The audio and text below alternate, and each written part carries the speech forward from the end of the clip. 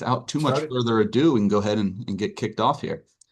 Cool. All right. So yes, thank you everyone so much for joining. Like it says here on the screen, we are talking today about automating FFL data, all the way from a advanced checkout experience with which Jeff can talk a ton about, all the way through the fulfillment lifecycle. So my name is Mike Bernico. I'm a solutions architect here at Flxpoint. Obviously, one half of this presentation. If you don't know Flxpoint, we're an e-commerce automation platform, right? We are designed just to help online retailers, especially in the two-way space, with some purpose-built features and integrations for the firearms industry. So yeah, like I said, thank you guys, and hand it over to Jeff for a quick intro. Thank you, Mike. Jeff Bridges with Master FFL. As Mike said, we'll be taking the first half of the presentation today just to talk about automation and innovation, right? We've got a couple of tools here to talk about specifically, but a lot of different systems and ecosystems that we have to connect and share data with.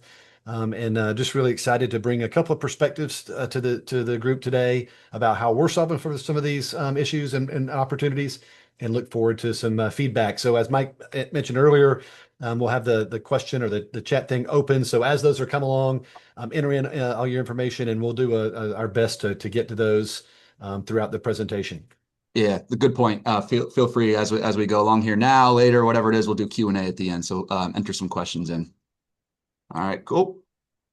All right, so yeah, real quick, just a quick agenda before Jeff jumps in. But yeah, we're going to cover things like some real and some kind of hidden cost working with a legacy checkout system, or manually processing FFL workflows, and then that leads right into like our e-commerce order lifecycle and what that looks in like the modern day and age. Some dropship automation goes along with that modern e-commerce lifecycle, but also automating your brick and mortar internal fulfillment as well. And then wrap up with what we see as what the top sellers are doing, differentiating themselves, what those high order volume sellers are achieving here with some of these workflows. So yeah, with that, I will pass it off to you, Jeff, to go through your deck. Let me stop my share.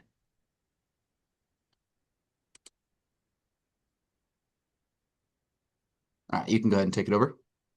It's still showing you're sharing. Oh, But I'll start while we're working through the transition there. Hello, everybody. My name is Jeff Bridges. I've got an intro slide you would normally see, but until you don't, there we go.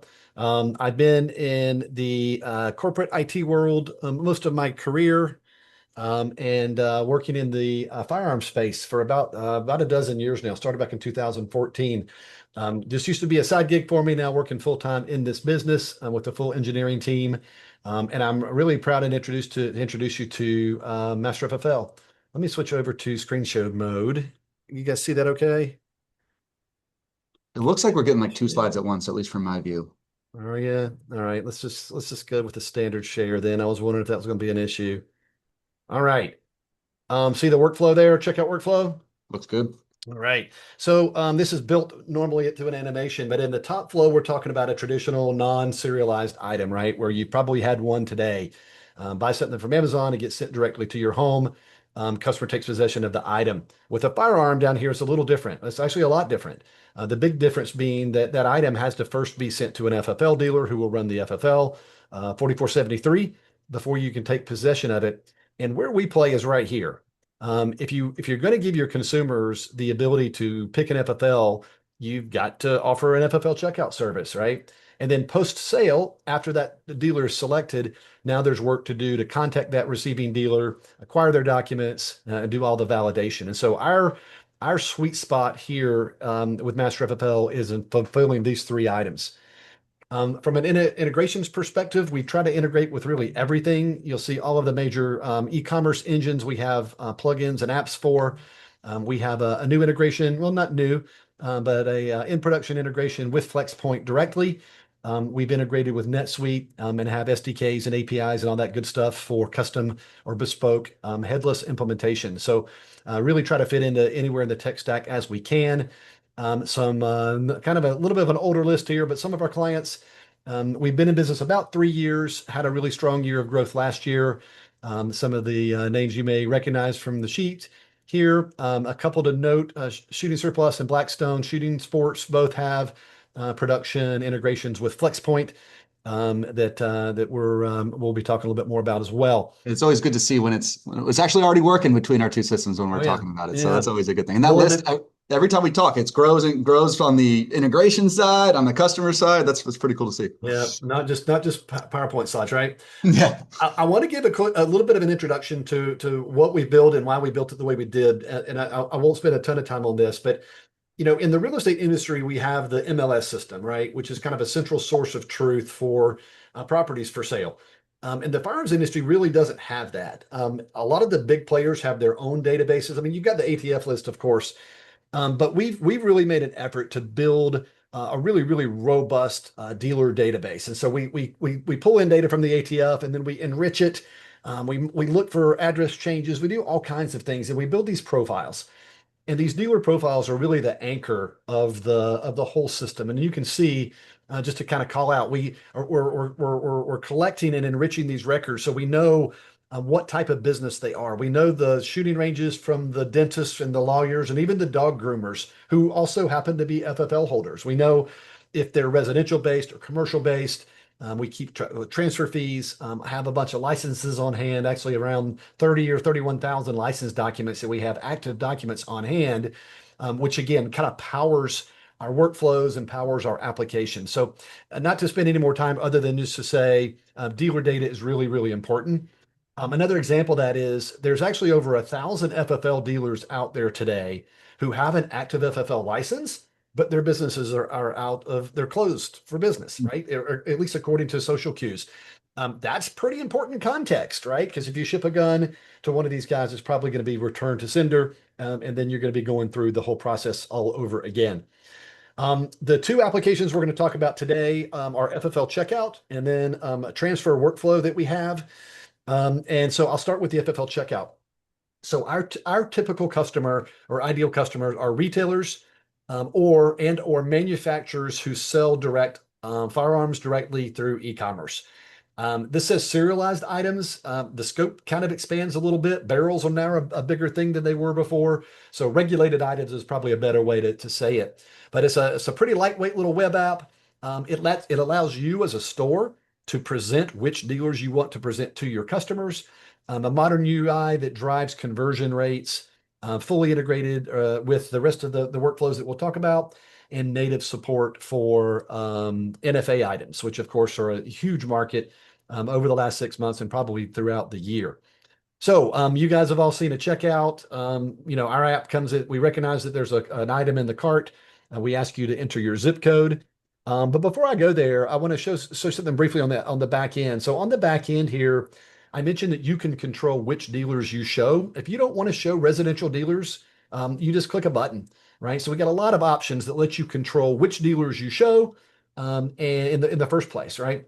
And then the UI that we present to users is a modern UI. It's mobile, responsive out of the box. And the most powerful thing I think is that we show you a lot of dealers to pick from, but we're giving the consumers a lot of data that they can use to make a decision. One of the most interesting things that we saw early on was looking at analytics from even beta customers, and the bounce rates when you got to the checkout were just incredibly high. And that's because most FFL checkouts say dealer one, and it's got an address and a phone number, dealer two, address and a phone number. And half the buyers out there, this is their first purchase according to NSSF. So they want more context. Otherwise, they're going to leave your cart. They're going to go Google FFL dealer near me, and then they're not going to come back. So by giving the consumer everything that they need to be comfortable that this is the right dealer for them is that much closer to get them to convert and check out. And that's huge. Like I know me as a buyer, right? If I see all those logos, I see Facebook, I see Yelp right there. I mean, I want to click as opposed to like you called out earlier of just having to hunt and peck and try to say, is this legit? Is this not? That's massive. I've got another demo. I should have included it, but even the guys that have moved to slightly more advanced checkouts, they're showing people's homes and even my local area, they're showing dealers that are closed. And so it's a combination of quality and curation. We do support things like stocking dealers, preferred dealers, even blacklisted dealers, and stores can control the look and feel of this. So very customizable. We've got a map view of that as well. Most legacy FFL checkouts rely really heavily on maps. And I think, 5 or 6 years ago, maps were really cool. They were pretty innovative. But at the end of the day, if you're searching within your own city and your own zip code, most of the time, there's a dozen or so dealers, and you're probably not going to make the decision on whether they're 1.1 mile or 1.9 miles, right? What you really want to know is, am I going to some guy's house or No. am I going to a shooting range, right? Have they done this before? Are they reputable? And so that additional context in these cards is what really makes that effective. All right, there's a bunch of filters that can be used. I'm not going to get into this, but stores can control if and which filters they want to show to dealers, which would let them do things like, hey, show me the people that are open on weekends, or I don't want to see pawn shops, or show me who has a shooting range, types of those things that we can do as well. I mentioned that we have full support for NFA items.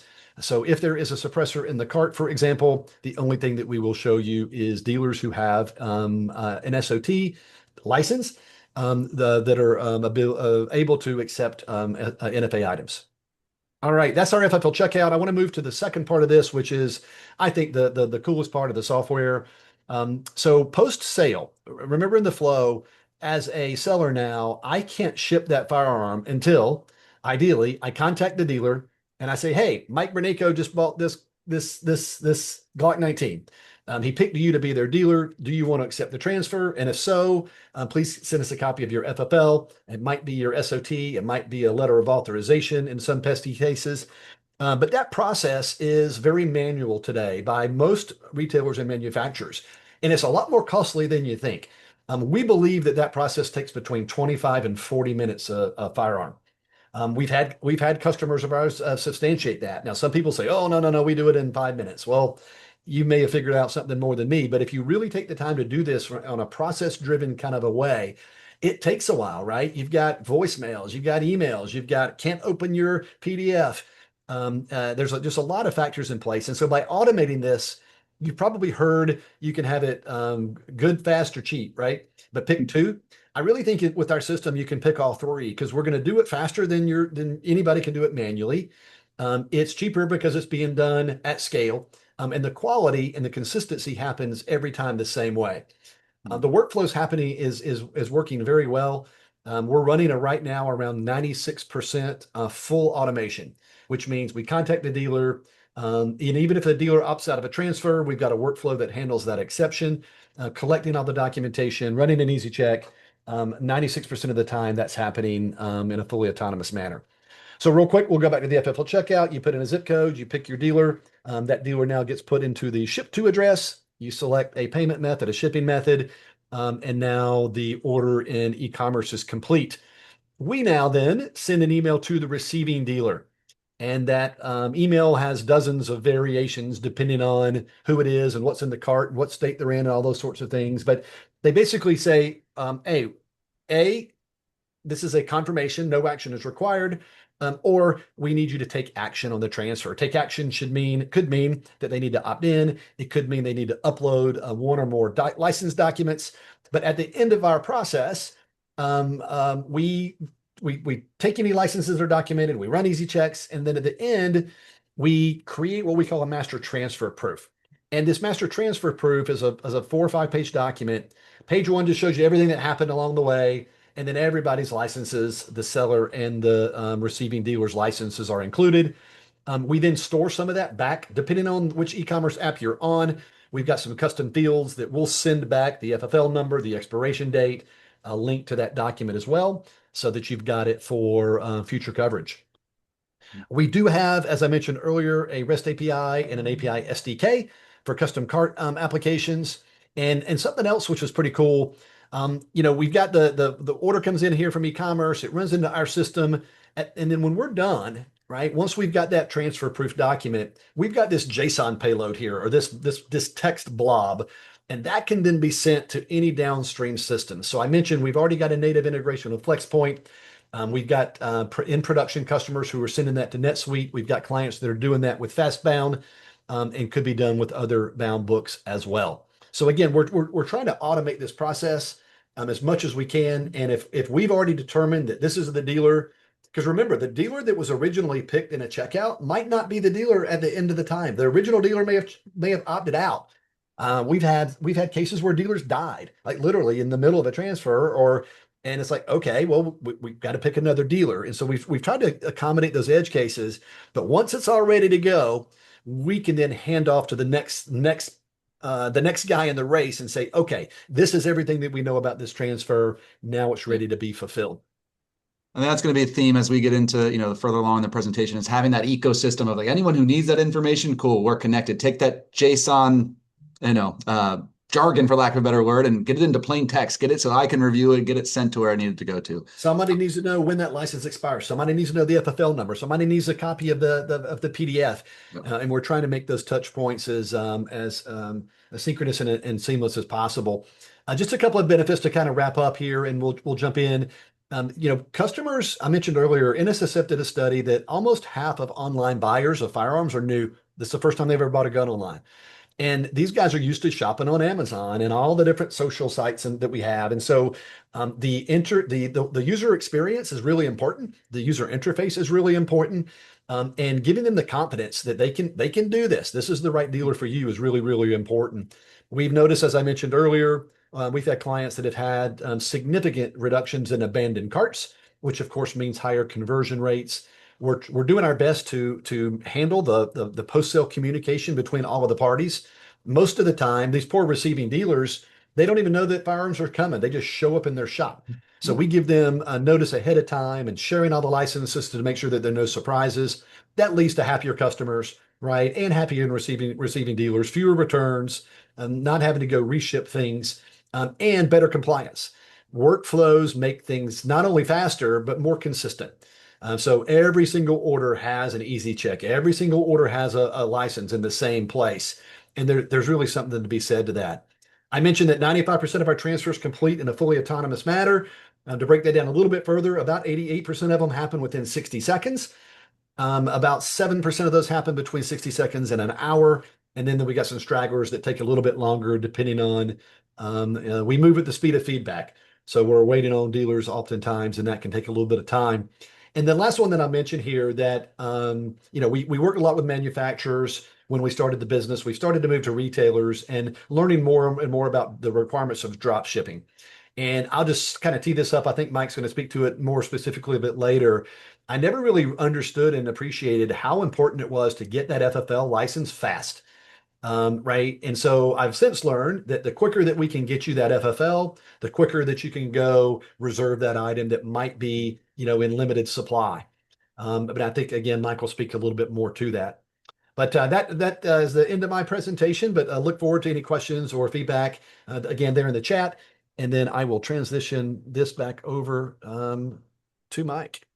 Yeah, thank you, Jeff. No, and I will speak to some of those, drop ship and hybrid fulfillment workflows for sure. And I think one of the common things you guys will hear between, your portion and ours is automate where you can, have those processes like you just mentioned in place, so everything is consistent. From one order to the next, and then on. And then, one of the key things I picked up on is the word scale that you brought up, right? A lot of this is scaling, right? A couple orders I can maybe manually, work through the back and forth and all of that, but I cannot imagine what some of the compliance teams for our like high volume customers are doing without, some of these. They had some of our larger customers had call centers. They had the these offices set up of people with headphones just constantly calling. I said, gosh, there's got to be a better way. 100%. Yeah. And I think we're finding that out for sure. All right. Give me 1 second. I want to get this pulled up. Let me just get a view going here. Jeff, you see my screen okay? Yes, sir. Cool. I'm going to go into this different mode. All right. Cool. Alrighty, so yeah, just kind of picking up where we just left off. So, there's some of these hidden costs that go along with, the manual handling, right? We talk about a modern checkout experience. No part of that is manual, right? So if we're working with something where manual interactions are needed, we are introducing compliance risk, right? So manual handling, it leads to an expensive compliance team. So it's a good segue, just what you were talking about, Jeff, having a full call center needed to handle a lot of the back and forth. And, I've learned a ton in terms of, it's not just a simple, you get the information, the FFL details, the order information, and you're good to go. It is double checking with that transfer location that everything is copacetic and all the good stuff. And again, if I'm doing manual handling, it's going to lead to increased errors as I'm making entries in my bound book for the goods that I'm selling out of my own stock. Human error, right? Anytime humans have to come in and manually do entries, we're increasing our risk there for errors to occur, as opposed to just a tried and true automated and one time after another system here. But compliance is huge. Don't downplay that at all. I think it's massive. But again, what I also want to talk about is just scaling operations, right? Automating order data, FFL data that goes along with that. It's huge for actually being able to scale your operations, take things to the next step, right? So if we are waiting on the manual FFL follow-ups that Jeff was just speaking to, we're losing velocity, right? I think any sales team wants to move product quickly. So any slowdowns there are bad for business. And specifically with the supplier orders or dropship distributor orders, right? Again, like Jeff was just saying, if I don't get that order in ASAP, someone can sell it under me, right? I don't want to lose that FIFO first in, first out position where, hey, if my distributor says they only have one left, I want to be the one that gets that, as opposed to, oh man, now I have to go back and do some manual workflows to get the information that's missing. Oh no, it's an out of stock order, right? So same thing with internal fulfillment, right? So not just ordering with suppliers, but any back and forth is going to slow things down, right? If I don't have the data that I need, if I haven't done the check with the the receiving dealer, it's going to take some time, right? Slow fulfillment, it's going to lead to more canceled orders, unhappy customers. So something, no customer support, customer success team would want to see is, having to go and say, oh, I'm sorry, by the time we placed the order with the distributor, or by the time we tried to fulfill it internally, it was sold out because we had all the information on this other order. So all of that just goes along with, automating to scale, right? As well as obviously being compliant.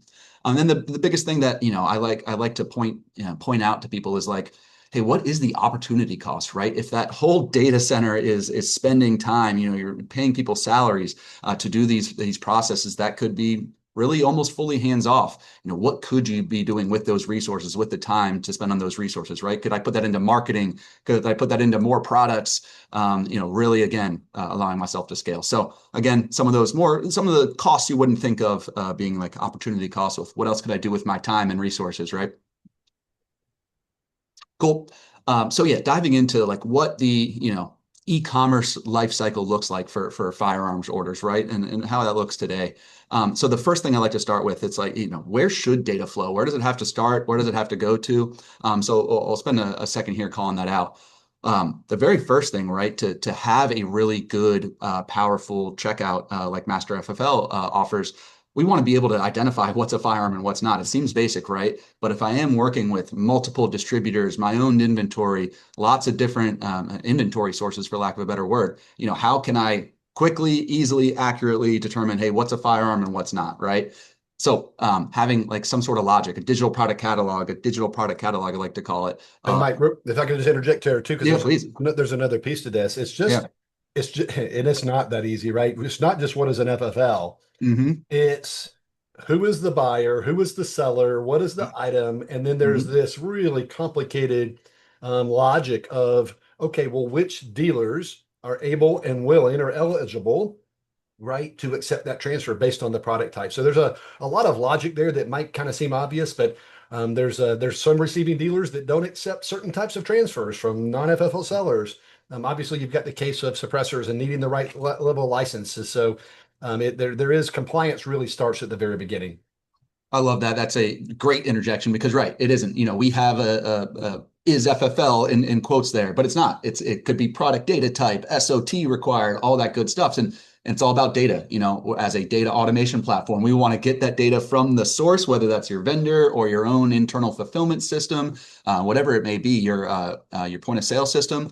And then we want to tell your sales channel, right? We want to tell your sales channel every single piece of product data that can power a really good checkout like Jeff was showing there. So all of that, it starts, well before. I like to say like the automation, it does open up a lot downstream, right after checkout, or the grabbing the correct FFL details. But it's also before that, right? It's setting yourself up for success by having a good system for identifying these items, right? And then what we'll talk about too is downstream, right after checkout. where does it need to go? And again, in the more modern life cycle, it's more places. Whether it's, hey, I have to send it to an order management system like a Flxpoint to determine, hey, downstream, who should this order get routed to? Let me manage my order from there, and want to be able to have that kind of audit trail of the FFL details.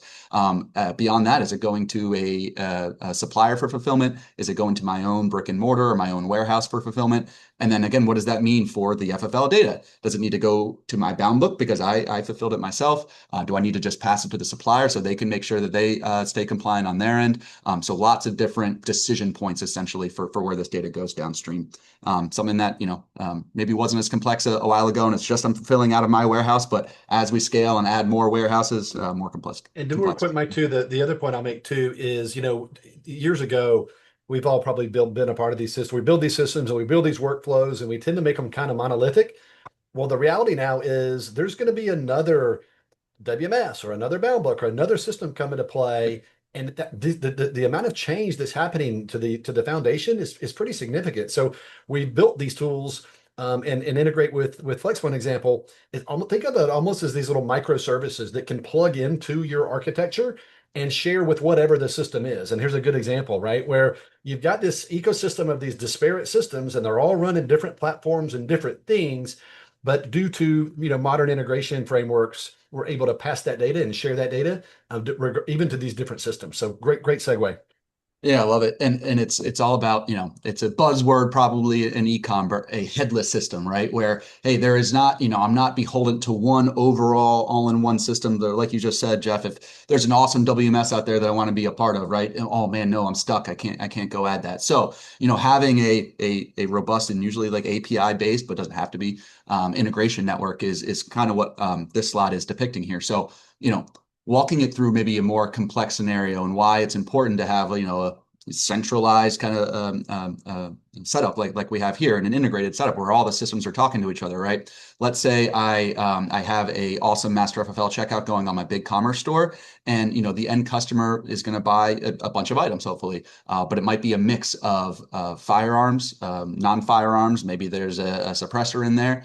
So it is the ability to bring that information into a Flxpoint or a centralized system from the checkout and say, okay, cool, I have a pretty complex order here. Somebody manually reviewing that might say, oh wait, this accessory I can actually send directly to the end customer, but this firearm, nope, actually I have to send that to the transfer FFL. And again, lead to mistakes, lead to issues, just a lot of time being spent. Where again, if we have a automation platform to say, cool, we know exactly which items that were checked out with are firearms and require a specific FFL collection, and which ones are accessories, and just be sent down to the end customer. That's something that can happen automatically.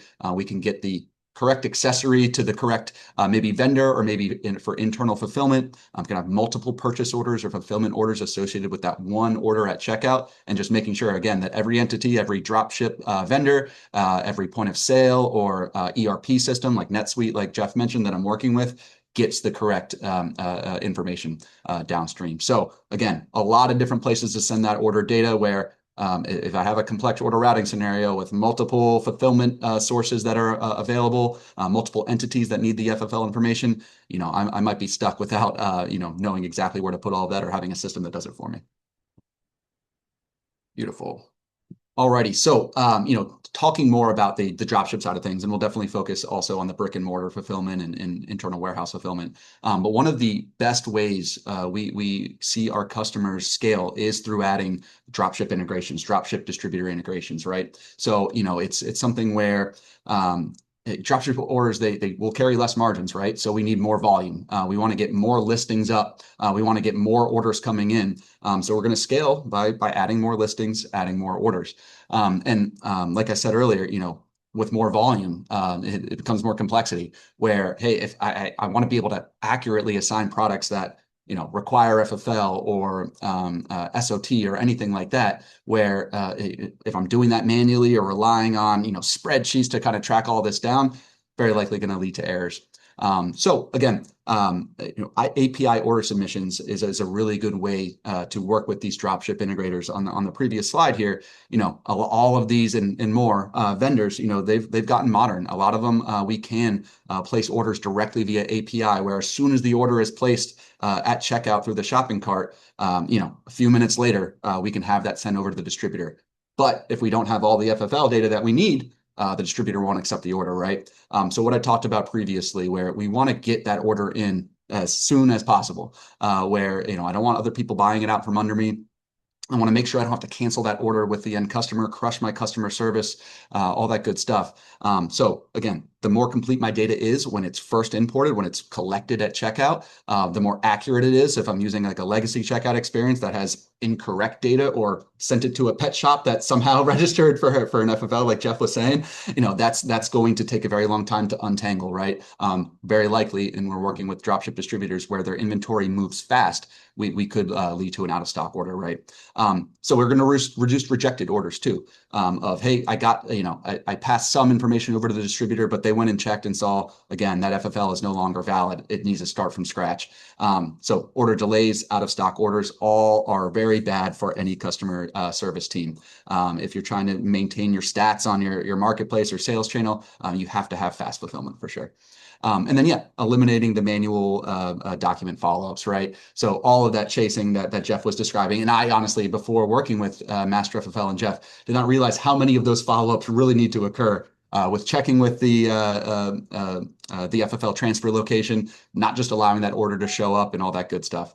So again, long story short, right? We want to, when we're working with dropship distributors, we want to be able to list more products. We want to reduce abandoned carts, something that Jeff and Master FFL helps a ton with. We want to get more orders fulfilled, but we want to do that reliably, accurately. Again, it's more volume is what we're always preaching when working with these drop shippers where, hey, maybe it's just fallback inventory. I want to prioritize what's in my internal warehouse or brick and mortar first, but having fallback for when I'm out of stock is always a good thing. Or let me get these slow moving items off my shelves or off out of my warehouse. Only source those from the drop shippers are really, really useful tools that we see in the space nowadays. So again, in a very complex order routing or a high volume, right? I'm talking all about volume here. If I have a day's worth of orders, that could be a lot of orders. We're talking 10, 20, 100 orders for some customers. Maybe one order doesn't take 2 to 5 days to complete, but if I'm doing everything manually at that volume, it very well could. That is a very long time. Where if I'm using an automated from start to finish, from shopping cart to Master FFL all the way through to Flxpoint and down to the distributor, we're talking minutes with API calls. Mike, let me give you an example. We were talking earlier. We were rambling a little bit before the start, and I mentioned coming back from SHOT Show Friday night, right? Tired, ice storm, everybody's got half the flu. And we had a client that normally does relatively moderate volumes that just went off. And sold over 2,000 NFA items over the weekend. It's good. It's scary. What is? I mean, it's good and bad, right? What are they going to do with them, right? And so I was a little nervous, but I watched the system over the weekend, and we kind of kept everything between the lines. And by Monday morning at 9 o'clock, right, from Friday at noon until on SHOT Show Friday until Monday morning, when they came into work, we had processed 96% of them already. We had the FFL, we had and these were NFA items. We had an SOT, we had all the documentation, and they were ready to ship them. Now, I don't know if they've already shipped them or where they are in the shipping process, but just imagine that was something like 1,100 hours worth of work that we're able to eliminate. So it's not just being able to do things faster and better, it's being able to do things that you just otherwise wouldn't be able to do at scale without just a significant, investment in human capital. I see a question came in, Mike. You want to let me. This is about checkout. Yeah, please take in it. California, because I didn't really speak a lot about state restrictions. Chris asked a couple of questions here. I'll follow up, Chris, with you more specifically afterwards. But is this an existing? Does this work with your existing checkout, or is it a different checkout module? It kind of depends on the platform. BigCommerce versus the others, that there's some nuances to that question, but it is a lightweight plugin that you can typically install pretty quickly. It does play well with others. If you do have custom checkouts, sometimes it requires a little bit of custom work to make sure that things work. But one of the questions he asked is about California. There were a couple of versions of the question. One is around excise tax, which yes, we can handle, but that's not really our core function. But what we can do very specifically is Mike said a little earlier, well, does this product require FFL? And I commented how complicated of a question that can be. California, for example, just showed themselves and like late October came out with a new law that went into effect on Jan 1. And there were two laws actually. There was a House version, a Senate version. They were a little bit contradictory. So it took everybody a month to figure out what the heck was going on. But barrels now, for example, have to be shipped through an FFL. And so just to be able to know and to be able to tag all these rules, there's other systems out there that go a little bit deeper than us, but certainly at the state level, we're going to know not only which dealers can accommodate that transfer, but also if a product does need to go through an FFL or not. So we can definitely support that all out of the box. And then there was also another question about shipping rules. And again, that one's probably going to require an offline conversation to really figure out. What we do is we figure out, again, based on an order aware or a cart aware logic, who's the buyer, who's the seller, who's the receiving dealer, and what's in the order. And then based on that, there's some logic that will determine which dealers are eligible for this. We make sure that the dealer is willing to do it. And then we populate the ship to address, and then we're kind of hands off. So I'll follow up with you, Chris, a little bit later after the call, and we can get in a little bit more details about that. But I don't see any other. Actually, there is one more question. It was just a clarification for the other one. Any other questions or feedback? Yeah, keep shooting them through. And we'll, I only have like one or two more slides and we can do like a full Q&A session, but yeah, it'll be good to have a more filled out question and answer at the end. So please enter those. And I do think, I bet you that was a burning question for a lot of people with the California change, right? I love that you guys have good processes in place on the checkout side, but also Master FFL plus a Flxpoint is something where we could even hone those in even further where, hey, cool, we can do an extra check for California orders, Illinois orders that have ammo. I know that's a new one as well. And then, stop automation, right? If we need to. So we're an automation platform. We love to automate, but if there are certain changes in the environment that, hey, let me just double check that I can actually process this order to the place that it's trying to go right now based on these new rules, we can set that up on the Flxpoint side too. So using the data that Master FFL has at checkout or, customer information, all that good stuff, we can start to augment how we handle that downstream. So I think the two systems together can definitely tackle the vast majority of that. Very cool.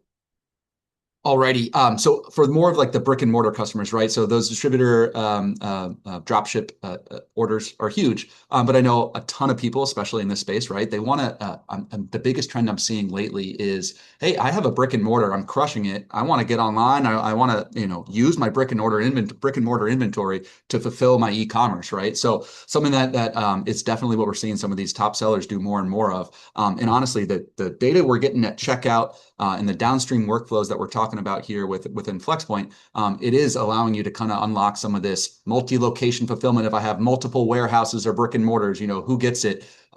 Driving traffic to my store. Hey, buy it online, but come pick it up at my FFL location.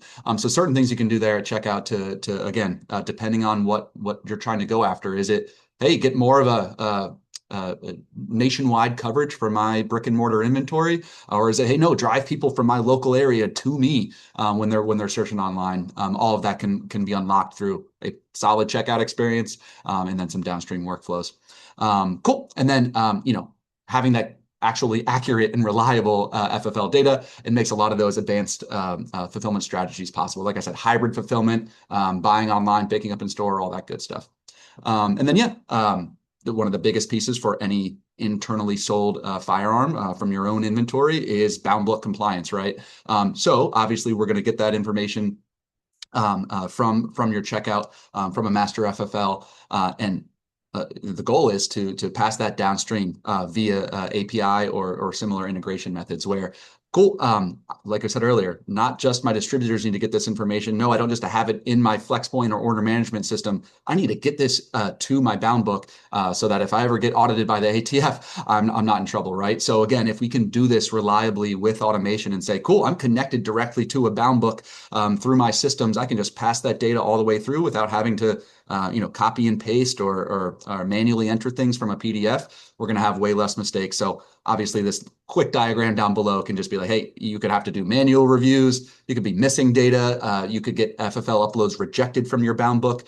All of that, very, very bad, for lack of a better word, if the ATF ever comes and does an audit. It's really amazing. The industry tends to be a little bit behind on in terms of innovation and doing all the cool new things. So a lot of manual processes, but it's really amazing to me to go into to companies or prospects that I know about. They're big enough that I've heard of them, and then when you get behind the scenes, it's like, oh my gosh, like there's still there's so many different manual processes, and so again, it's not just speed. It's just not consistency, but the likelihood that somebody is going to copy and paste that's extra space in front of a number or the extra space after the number, and something's going to get messed up.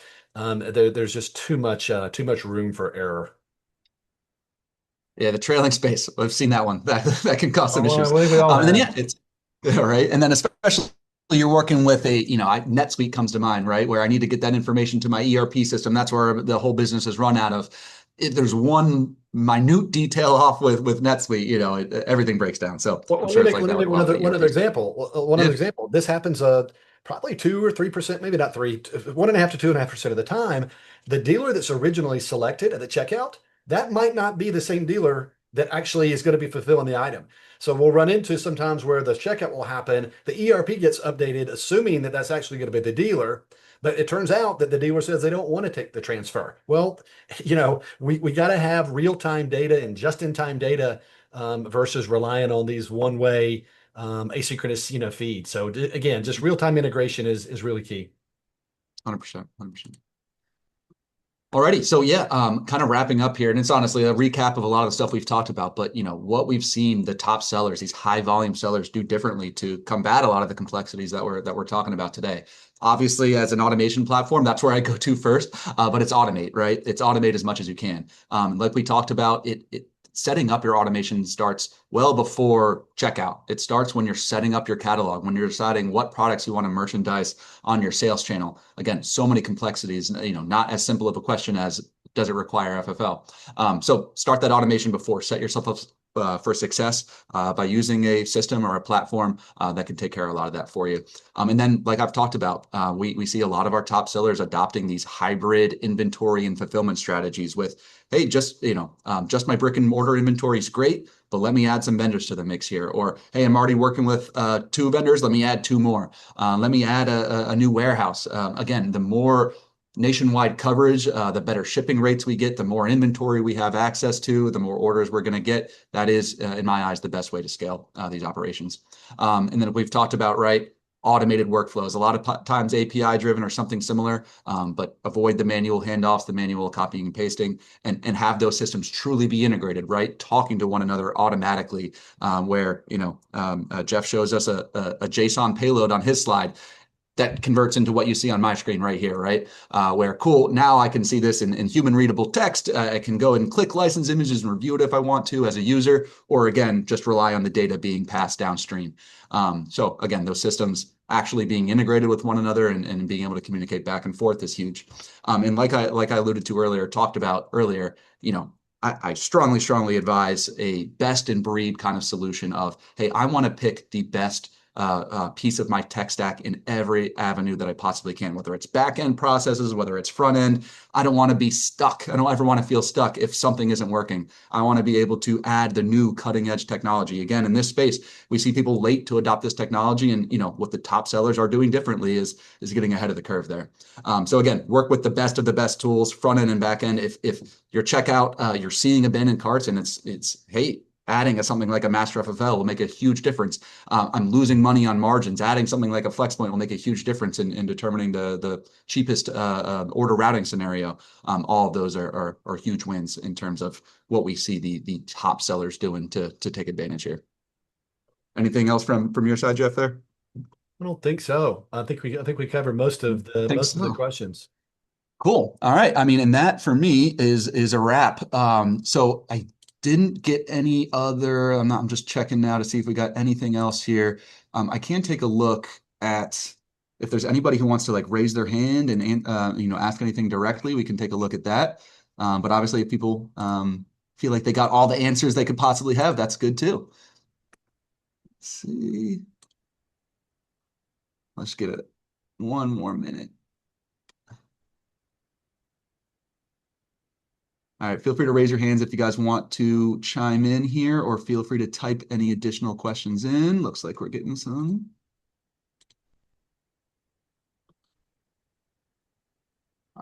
Okay. Some follow-ups with Chris and Jeff there. Nothing net new though.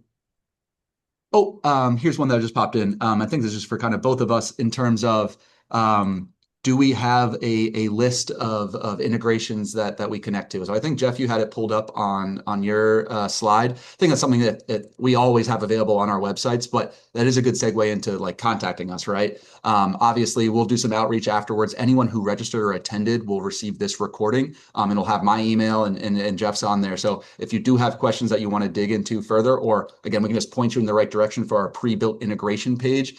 We can show you that. But I would say every prime e-commerce channel at this point, I think we're supporting those checkout experiences and downstream to the ERP systems, pre-built distributors, all that good stuff. Cool.